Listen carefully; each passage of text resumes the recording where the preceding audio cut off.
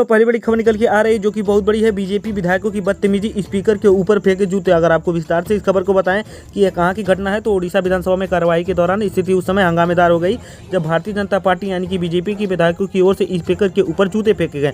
जूते फेंकने वाले विधायक ने कहा कि उन्होंने कुछ गलत नहीं किया, स्पीकर उसके हकदार है। वहीं अब विधानसभा अध्यक्ष व बीजेपी विधायक जयनारायण मिश्रा, विष्णु प्रताप सेठी और साथ ही मोहन मांझी को जूते, माइक्रोफोन, अन्य वस्तुओं को कथित रूप से उछालने के लिए निलंबित कर दिया गया। ओडिशा विधानसभा अध्यक्ष ने कहा कि सभी सदस्यों के फुटेज को देखा गया और फिर यह निर्णय लिया गया। ओडिशा सरकार के मुख्य सचेतक प्रमीला मल्लिक ने मीडिया को बताया कि उपनेता पद से जो है एलओपी विष्णु सेठी, विधायक जयनारायण मिश्रा और विपक्ष के मुख्य सचेतक मोहन मांझी ने स्पीकर पे पोडियम और जूते, ईयरफोन्स, के पेपर्स भी फेंके। कार्यवाही के दौरान शनिवार को उस समय ये घटना घटी जब सदन की कार्यवाही के दौरान भारतीय जनता पार्टी के सदस्यों द्वारा ओडिशा विधानसभा के सदन स्पीकर के पोडियम पर जूते फेंके गए।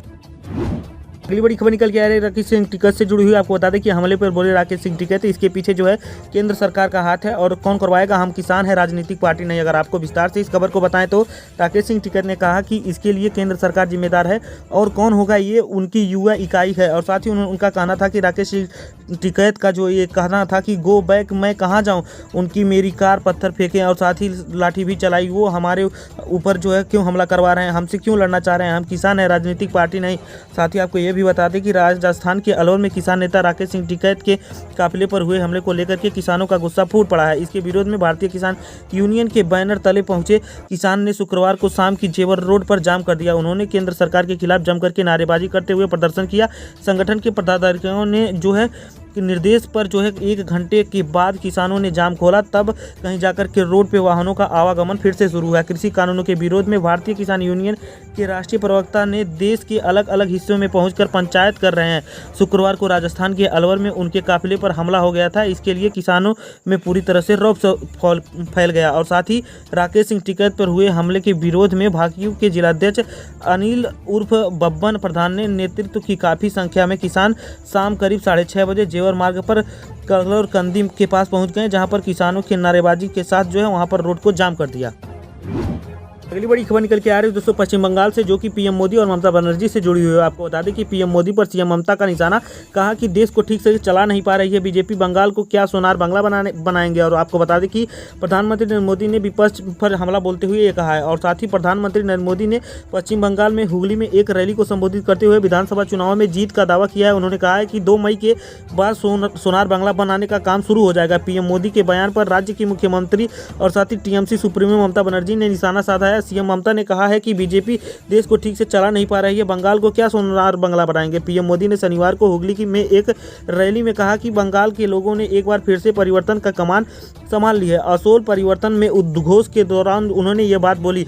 सोनार बंगला के विजन में जो है बंगाल के लोगों को यही आकांक्षा इसीलिए है कि बंगाल के लोगों ने पहले 2 चरण के चुनाव में ही बीजेपी के प्रचंड बहुमत का रास्ता तय कर दिया है। इसके साथ ही उन्होंने कहा कि बंगाल के लोग हमेशा अपनी परीक्षा में पास हुए हैं, फेल वो लोग हुए हैं जिन्होंने बंगाल के लोगों की उपेक्षाओं को जो है अलग थलग किया है, उनकी आकांक्षाओं को पूरा नहीं किया है। वो लोग फेल हुए हैं जिन्होंने बंगाल का विकास नहीं किया है और साथ ही बंगालियों को धोखा दिया है, बंगाल को बरसों पीछे धकेल दिया है। और सीएम ममता बनर्जी ने पश्चिम बंगाल को बोला, मैंने बोला था कि बंगाल करके दे दो और साथ ही मैं जो है सोनार बंगला खुद बना दूंगी, लेकिन नहीं किया। और साथ ही आज आकर के बोल रहे हैं कि सोनार बंगला बनाएंगे, सड़ा हुआ फूल नहीं है और साथ ही कि आप इसे सोनार बंगला बनाएंगे। बीजेपी देश को ठीक से चला नहीं पा रही है, बंगाल को सोनार बंगला क्या बनाएंगे।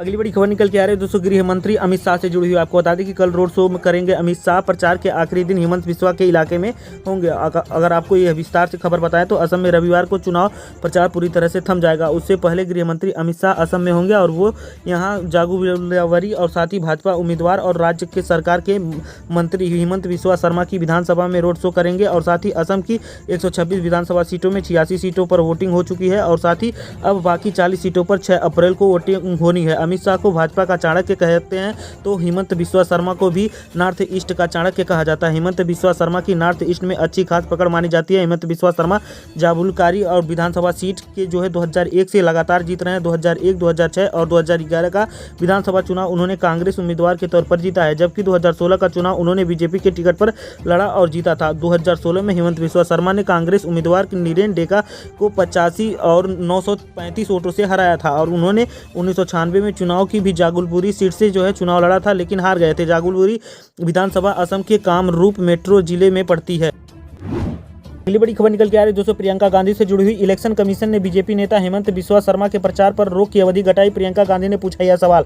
दोस्तों अगर आपको विस्तार से खबर बताएं तो चुनाव आयोग के असम मंत्री और साथ ही बीजेपी नेता हेमंत बिस्वा के शर्मा जो है चुनाव प्रचार पर लगी रोक 48 घंटे से लगातार 24 घंटे कर दिया गया है। उन्होंने चुनाव आयोग के आश्वासन दिया कि आदर्श आचार संहिता के प्रावधानों का पालन करेंगे, जिसके बाद प्रचार प्रतिबंध की अवधि घटा दी गई। इसके साथ ही कांग्रेस नेता प्रियंका गांधी ने निशाना साधा। प्रियंका गांधी ने ट्वीट करते हुए कहा कि चुनाव आयोग ने हम भाजपा नेता की गाड़ी ईवीएम मामले की कड़ी कार्रवाई का इंतजार कर रहे थे और कि आयोग ने अब अपने एक और कदम जो है गलत उठा दिया है। उसने अपनी रूल बुक में निष्पक्षता वाले पेज पर फाड़ते हुए फेंक दिया है। आखिर किस दबाव में धमकी देने वाले भाजपा नेता ने बैन जो है 48 घंटे से घट करके 24 घंटे कर दिया गया है। उधर कांग्रेस के मुख्य प्रवक्ता रणदीप सुरजेवाला ने आरोप लगाया है कि चुनाव आयोग ने यह फैसला मोदी सरकार के दबाव में ले लिया है। सुरजेवाला ने ट्वीट करके कहा है, संसदीय लोकतंत्र के लिए यह काला दिन है। चुनाव आयोग के पास जो है अपने आदेश पर कायम रहने की हिम्मत तक नहीं है। यह निंदनीय है कि चुनाव आयोग मोदी सरकार के दबाव में झुक गया है और शर्मा गई है, और जो कि शर्मा को चुनाव के प्रचार के प्रतिबंध करने का आदेश बदल दिया है। इतिहास इस पाप को नहीं सह सकता और साथ ही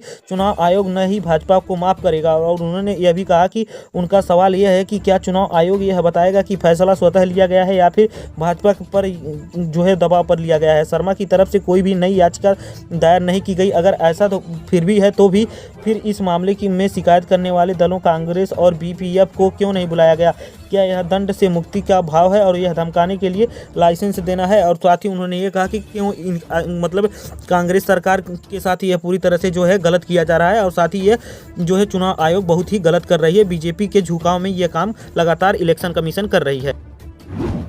अगली बहुत बड़ी खबर निकल के आ रही है दोस्तों, प्रधानमंत्री मोदी से जुड़ी हुई। आपको बता दें कि वाराणसी के ममता के चुनाव लड़ने की बात पर बोले पीएम मोदी, जय श्री राम से चिढ़ती हैं वहां हर हर महादेव भी सुनने को मिलेगा। दोस्तों अगर आपको विस्तार से खबर बताएं तो प्रधानमंत्री नरेंद्र मोदी ने शनिवार को दक्षिण 24 परगना के सोनपुर में जो है जनसभा को टीएमसी की ओर से ममता बनर्जी की वाराणसी से चुनाव लड़ने की बात कहे जाने पर निशाना साधते हुए कहा कि वहाँ आपको तिलक वाले मिलेंगे, जो कि चोटी वाले मिलेंगे, और यहाँ पर जय श्री राम के आह्वान से आप जो चिढ़ती हैं वहाँ पे आपको हर हर महादेव को भी सुनने को मिलेगा। ममता बनर्जी के दूसरी सीट से चुनाव लड़ने की संभावना पर पीएम मोदी ने कहा कि मैंने सुना है कि टीएमसी ने इन दिनों बहुत बड़ा मंथन चल रहा है। उनका कहना है कि गाँव में आकर के दीदी ने नंदीग्राम में लड़ने का जो है चुनाव लड़ने का फैसला कर लिया था, लेकिन अब ये उनके लिए बड़ी गलती साबित हुआ है। नंदीग्राम में अपनी हार को देखते हुए टीएमसी ने यह तय कर लिया था कि ममता दीदी को जो है दूसरी सीट भी लड़ाया जाए, लेकिन कुछ समझदार लोगों ने फिर से दीदी को स्पष्ट कहा कि ये उनकी दूसरी बड़ी गलती होगी, जो कि उनकी पूरी तरह से किरकिरी कर देगा। ममता के वाराणसी के चुनाव लड़ने के बाद पर प्रधानमंत्री मोदी ने कहा कि दीदी की पार्टी अब कह रही है कि दीदी अब वाराणसी से लोकसभा चुनाव लड़ेंगी। इसमें दो बातें साफ हो गई हैं कि एक तो दीदी बंगाल में अपनी पराजय स्वीकार कर ली है, जो कि दूसरी तरफ दीदी अब बंगाल के बाहर अपने जगह तलाश करने के लिए जुट गई है। पीएम मोदी ने कहा कि काशी के लोग बड़े दिल वाले हैं, वे आपको बंगाल के लोगों की तरह आपको बाहर ही रखेंगे, वो जाने नहीं देंगे, और काशी के लोग आपको दिल में नहीं भेजेंगे और साथ ही वो दिल्ली भेजने का काम आपको नहीं करेंगे। आप जहाँ हैं वहीं आपको फिर से दोबारा वो भेज देंगे। बड़ी खबर निकल के आ रही है दोस्तों, उत्तर प्रदेश से, जो कि ममता बनर्जी से जुड़ी हुई है। आपको बता दें कि उत्तर प्रदेश में ममता बनर्जी कहीं से भी चुनाव लड़े पराजय ही मिलेगी। दोस्तों आपको अगर विस्तार से इस खबर को बताएं तो उत्तर प्रदेश के उप मुख्यमंत्री केशव प्रसाद मौर्य ने शुक्रवार को दावा किया है कि ममता बनर्जी इस राज्य में कहीं से भी चुनाव लड़ने उन्हें पराजय ही मिलेगी। मौर्य अधिकारियों के साथ बैठक के लिए वाराणसी आए हुए थे। संवाददाताओं ने उनसे पश्चिम बंगाल की मुख्यमंत्री ममता बनर्जी के 2024 में प्रधानमंत्री नरेंद्र मोदी के संसदीय क्षेत्र वाराणसी में चुनाव लड़ने की चुनौती के बारे में सवाल किया, तो मौर्य ने दावा किया कि ममता जो है वाराणसी से ही नहीं पूरे उत्तर प्रदेश में कहीं से भी चुनाव लड़ेंगी तो उन्हें हार ही मिलेगी। उत्तर प्रदेश में कोरोना को बढ़ते मरीजों की संख्या पर उन्होंने कहा कि सरकार जरूरी कदम उठा रही है, जो अच्छा कदम होगा जनता के लिए वो वैसा कदम उठाया जाएगा। उन्होंने प्रदेश की जनता से अपील की वे सामाजिक दूरी का पालन करने के साथ ही मास्क का भी उपयोग करें। अगली बड़ी खबर निकल के आ रही है दोस्तों, सुरक्षा बलों से जुड़ी हुई। आपको बता दें कि छत्तीसगढ़ में सुरक्षा बलों और साथ ही नक्सलियों के बीच मुठभेड़, 5 जवान सहित जो कि 12 घायल। आपको विस्तार से इस खबर को बताएं तो छत्तीसगढ़ के बीजापुर जिले में सुरक्षा बलों के जवानों की नक्सलियों के से जो है मुठभेड़ हुई है। डीजीपी डीएम अवस्थी ने बताया कि मुठभेड़ में सुरक्षा बल के 5 जवान शहीद हो गए हैं और 12 अन्य घायल हैं। मुठभेड़ बीजापुर के जिले के तररेम इलाके के पास जो है जंगलों में ये मुठभेड़ हुई है। शहीदों जवानों में जो है 2 छत्तीसगढ़ पुलिस के और 2 कोबरा सीआरपीएफ के जवान हैं। हैं जो कि और एक सीआरपीएफ के बरस्तिरिया बटालियन का जवान शामिल है। डीजीपी डीएम ने बताया कि शहीदों की संख्या जो है 10 तक हो सकती है क्योंकि हालत पूरी तरह से नाजुक है। उन्होंने जानकारी दी कि ऑपरेशन के लिए पार्टी निकली थी जिसमें डीआरजी कोबरा और बस्तिरिया बटालियन के जवान शामिल थे। नक्सल ऑपरेशन की डीआईजी ओपी पाल ने बताया कि सुरक्षा बलों के जवानों और साथी नक्सलियों के बीच ये एनकाउंटर 3 घंटे तक चला। जहां एनकाउंटर हुआ वहां से एक महिला नक्सली का शव बरामद किया गया है। पुलिस अधिकारी ने बताया कि दल जब क्षेत्र में था तब नक्सलियों की सुरक्षा बलों पर गोलीबारी शुरू की गई जिसमें जो है जवान शहीद हो गए और कुछ जवान घायल भी हो गए हैं। बड़ी खबर निकल के आ रही है शिवसेना से जुड़ी हुई जो कि महाराष्ट्र से निकल के आ रही है। बहुत बड़ी खबर है दोस्तों।